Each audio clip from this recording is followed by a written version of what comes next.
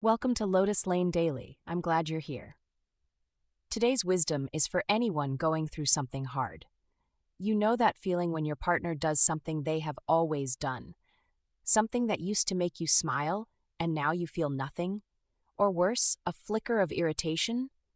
And then a wave of guilt washes in right behind it because this is a good person, a person who has done nothing wrong, and you cannot understand why the warmth has drained out of you. You searched for this quietly, maybe with your phone tilted away from them, because saying it out loud feels like a kind of betrayal. I think I am falling out of love. It is one of the most frightening and most isolating things a person can feel, and it almost always arrives with a heavy load of shame. So before anything else, feeling this does not make you a bad person. It makes you a person in a long relationship, paying honest attention. What you do next matters far more than the feeling itself. What falling out of love usually is and usually is not. Here is the first thing worth knowing, because it changes everything. What most people call falling out of love is not usually love disappearing. It is usually the early, intense version of love wearing off and being mistaken for the whole thing ending. Early love is loud. It is fueled by novelty and a flood of brain chemistry that makes the other person feel like the most fascinating thing alive. That state was never designed to last. It cannot. If it did, you would never get any work done. It naturally fades after a year or two, and what is supposed to grow in its place is a quieter, sturdier kind of love built on trust, history, real knowledge of each other, and choice. But here is the problem. Nobody teaches us this. So when the loud version goes quiet, a lot of people panic. They feel the absence of the fireworks and conclude the love is gone, when actually they are just standing in the gap between two kinds of love. And the second kind has not been built yet because they did not know they were supposed to build it. Falling out of love is sometimes real and final, but far more often it is a relationship that has gone unattended, sitting in that gap, waiting for someone to do the deliberate work of growing the deeper thing. The difference between numb and done.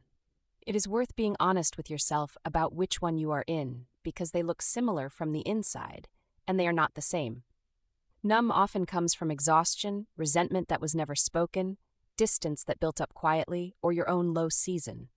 Depression, burnout, a hard year, draining the color out of everything, the relationship included. Numbness can lift. It responds to attention, to honest conversation, to repair. Done is different.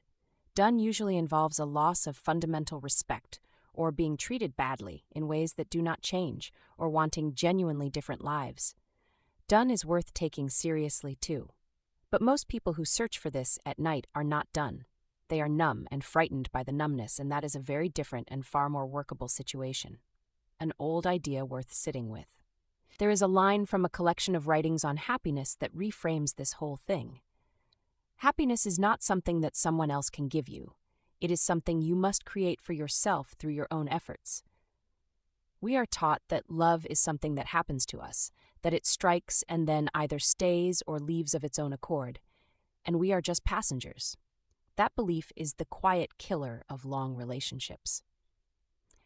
It tells you that when the feeling fades, that there is nothing to be done but wait and see. The deeper truth is that mature love is partly something you make. The feeling follows the actions more often than the actions follow the feeling. Couples who stay genuinely in love for decades are not the ones who got luckier with chemistry. They are the ones who kept choosing each other, kept paying attention, kept doing the small things, and let the warmth regenerate from the doing. Another old line fits here too. Now is the time to act. Not tomorrow, not next week, not when conditions are perfect. Now. If part of you still wants this relationship, the worst thing you can do is drift and wait to see how you feel in 6 months. Feelings rarely improve on their own. They improve when something changes. Things to try before you decide anything. Look honestly at your own life first. Are you exhausted, depressed, lonely in general, stuck somewhere unrelated to your partner? When your own inner world goes flat, it flattens your feelings about everyone, and the person closest to you takes the biggest hit. Sometimes what feels like falling out of love is really a self that has gone numb to everything. Tend to that first, and the relationship may look different. Act warm before you feel warm. This sounds backward, and it works. Do the small, kind things, even though the feeling is not there yet. The touch, the genuine question, the thank you, the small attention. Feelings are not purely the cause of behavior. They are also the result of it. Going through the motions with sincerity often, slowly, brings the motion back to life. Say something true to your partner, not, "I think I am falling out of love with you." That lands like a grenade and rarely helps. Try instead, "I feel like we have lost something, and I want to get it back.